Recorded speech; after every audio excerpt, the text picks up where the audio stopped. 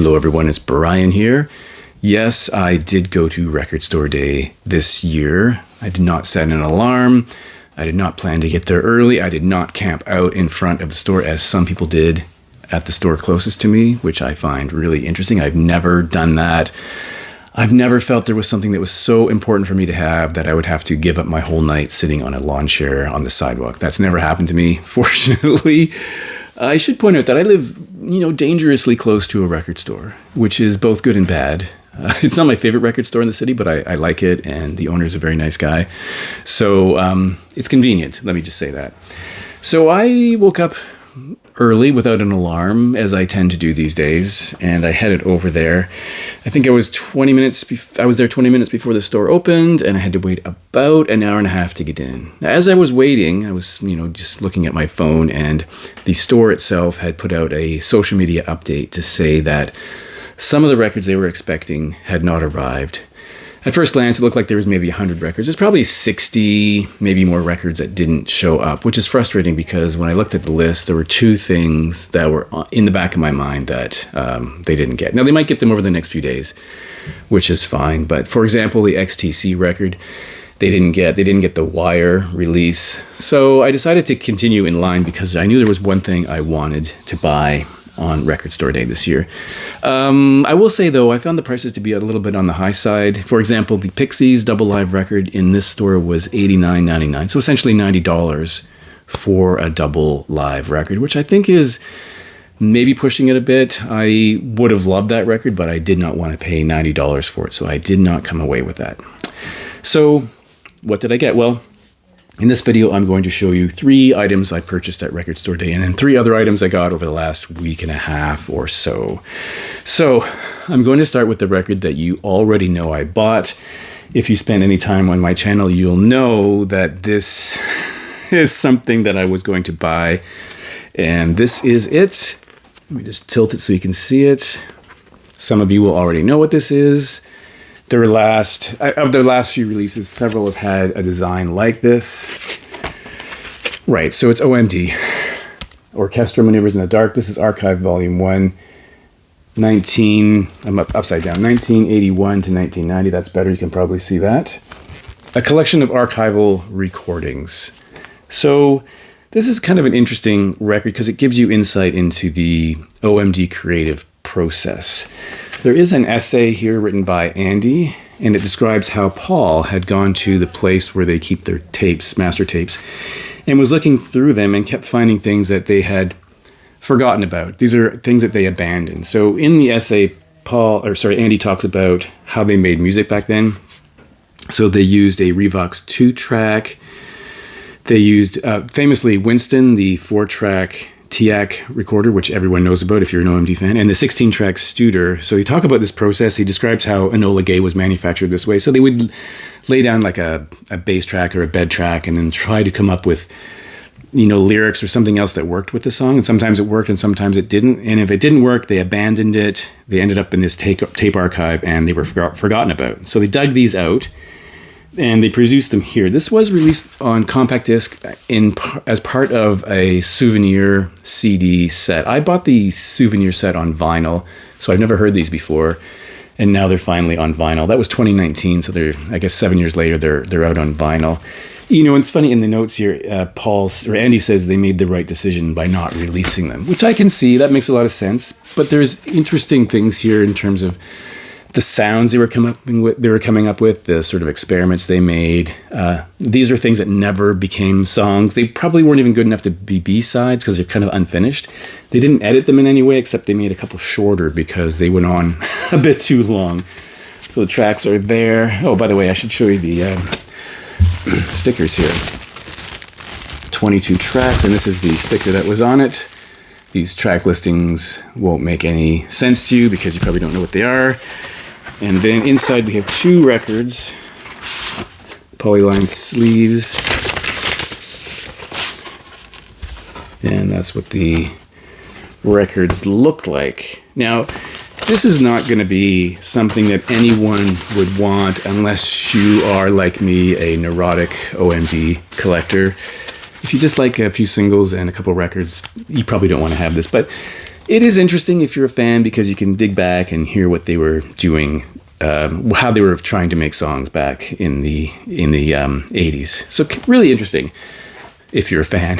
So that's kind of a fun record. Second thing I bought, and I wasn't sure I was going to get this before I went in the store, but when I went in, I saw it there and decided to pick this up. This is a band from British Columbia called 5440. This is Trusted by Millions, the band's seventh record. They take their name from President Polk's slogan of 5440 or fight, which you can look up, but essentially he wanted to extend American control of the coast of British Columbia to connect with the Alaska Panhandle to block Canada's access to the sea. And he was willing to go to war for it. Never happened, but they took their name from that slogan. This is the 30th anniversary, first time on vinyl, on translucent yellow vinyl. So this came out in 96, and this is 30 years later they released this record. So 5440 are sort of a indie college rock band, most famous for the track I Go Blind. You know, Every Time I Look at You, I Go Blind, which was covered poorly by Hootie and the Blowfish. I prefer their version, the 5440 version, far more than the Hootie and the Blowfish version. I guess the good news about that is that 5440 made a ton of money off that cover version. In fact, there was a story I heard on the radio where one of the band members, I guess it was a singer, his wife opened the royalty check one day and thought that a mistake had been made. She thought there was one too many zeros in the check. In other words, they got 10 times more money than they thought. So they made a ton of money on that song, which is fantastic, of course. This is a bit of a departure in their sound because up until this point they were focused, I guess, well, electric, but also maybe an acoustic jangly sound. Well, acoustic's probably not right, but more of a jangle rock sound. And here they make a switch to a more guitar-centered rock sound, which I think really works. A review I read of this talked about how it's similar to when R.E.M. put Monster out, like a bit of a surprise at that sort of really more muscular or aggressive guitar sound. So this has a lot of good songs, and it starts off really strongly with Cheer Up Peru, Stick to Millie. There's 2 tracks on here which were singles, I think the only 2 singles, which still get radio play here. One is Love You All, and then Lies to Me, which is the last track on the record. I think it's a really solid record. I'm not sure I'd ever heard the whole thing before. Oh, lyrics and credits, and it's on this yellow, pale yellow. And in terms of mastering and the sound of this, I think it's absolutely epic. Whoever mastered this and mastered it for vinyl did an excellent job. I think it sounds really, really excellent. So I'm kind of happy to get that one. It was a borderline one when I went in, but I decided to buy it, and I'm happy that I did. I don't have everything they've released. I have a few records and a couple CDs, but there's others that I'm missing. So we'll see about that. Now, third is an interesting collaborative record between 2 guys. They are Dallas Good and Richard Reed Parry, which is written sideways here. So Dallas Good, Richard Reed Parry. Dallas Good from, most famously, the Sadies. He was a co-founder, guitarist and vocalist, and sadly he died in 2022. It was relating to coronary artery disease, or coronary disease of some kind.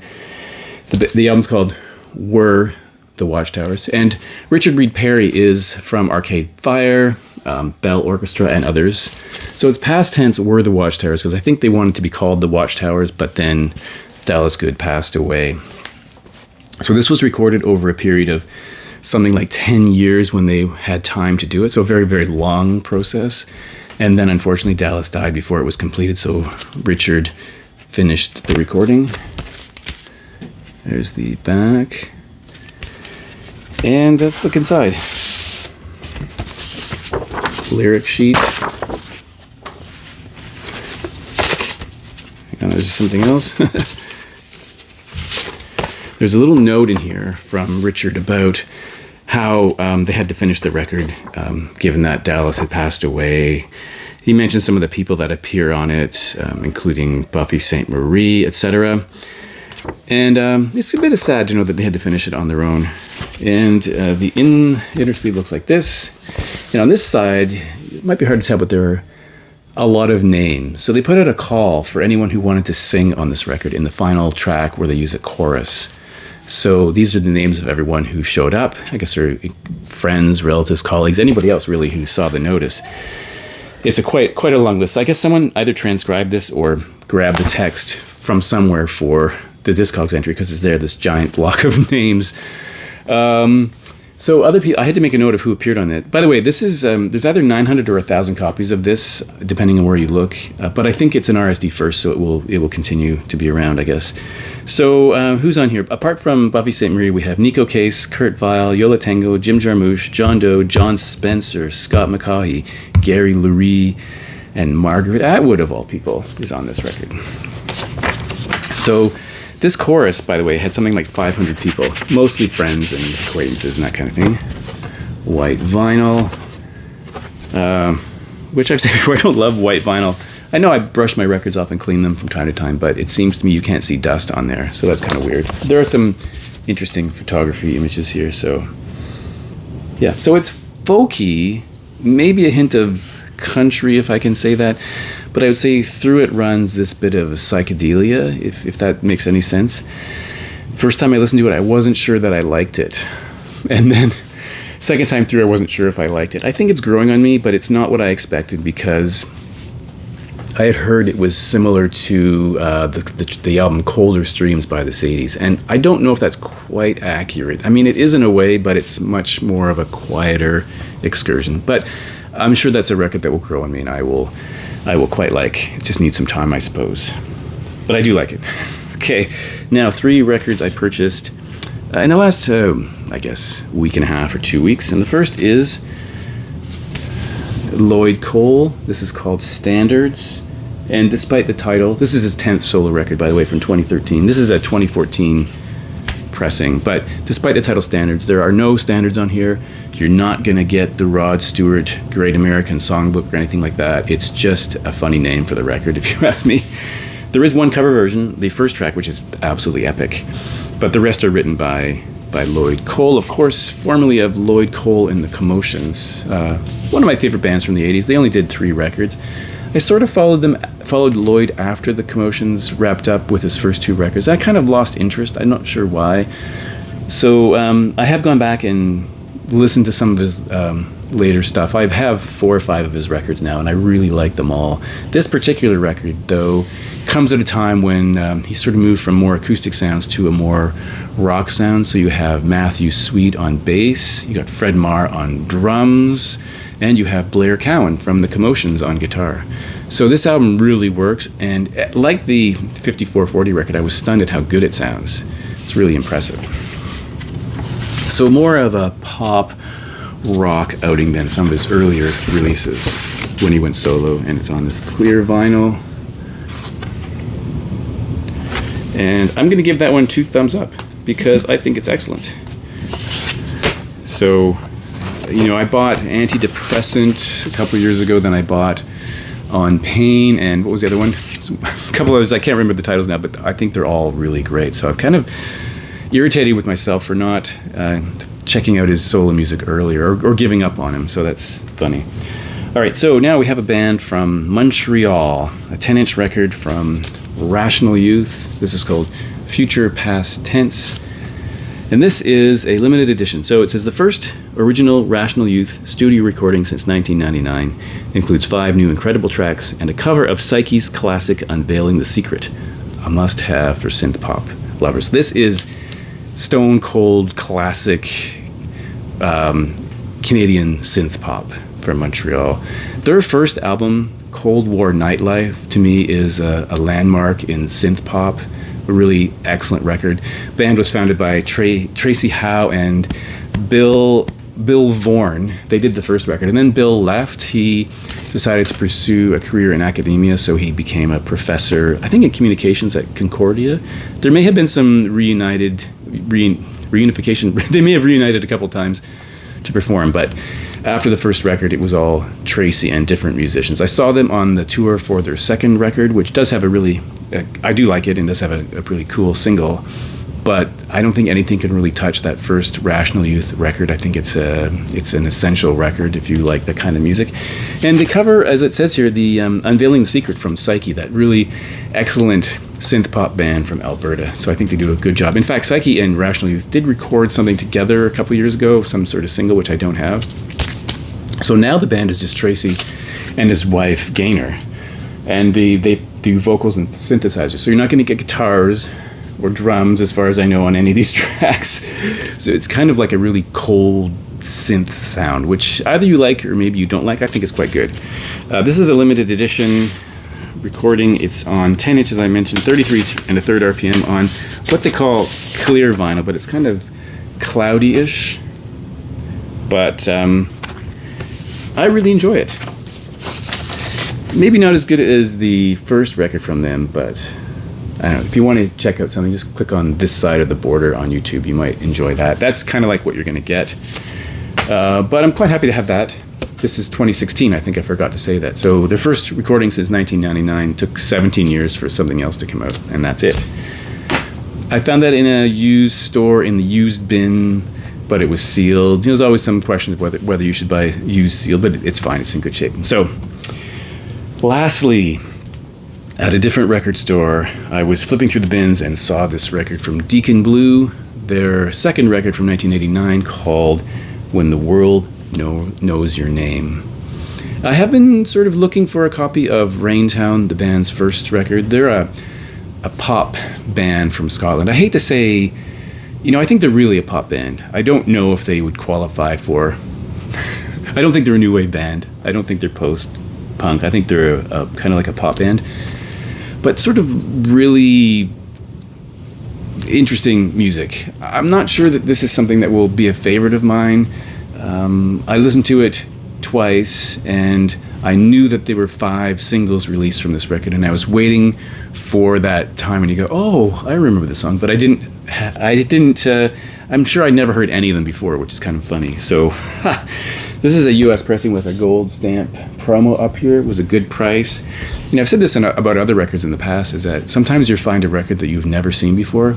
I don't think I've ever seen a copy of this anywhere. In fact, when I bought it for what I think was a good price, the guy at the store said he had never had one in his store before, or he said it was something he never really sees very often. So I was kind of happy to get that.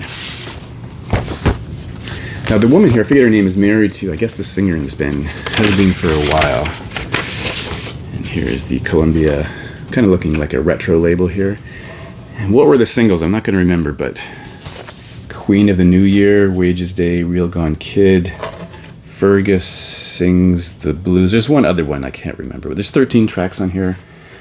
Yeah, it's something that'll probably grow on me a bit more, but I do like it. But I'm actually really interested in finding their first record, which maybe one day I will. It was re-released at some point. So anyway, that's my trip into Record Store Day. Love to hear your comments. And thanks for watching. I'll see you in the next video.